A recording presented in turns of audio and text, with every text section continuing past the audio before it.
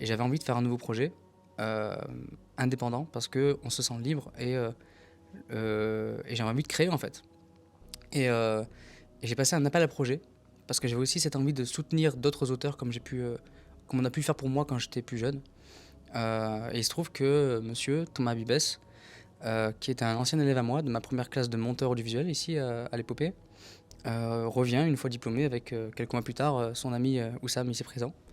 Et, euh, et 3-4 idées de scénarios différentes. 6 même. Oh, on 6. en a eu Il y en avait 6. 6. 6. 3 horreurs, 3 actions. 3 horreurs, 3 C'est vrai, actions, ouais. 6. Ouais, ouais. Waouh. Et parmi eux se trouvait donc Redbird, euh, pour lequel j'ai eu un petit penchant, un petit coup de foudre, on va dire, pour cette histoire.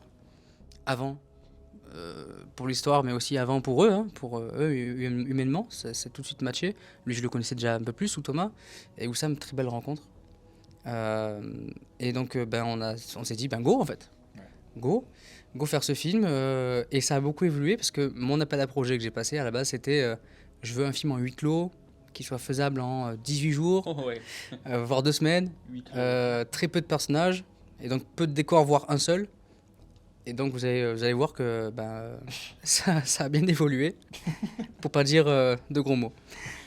Donc c'est une aventure humaine, une aventure artistique, des rencontres folles avec une équipe technique complètement dingue qui nous a suivis dans ce délire-là.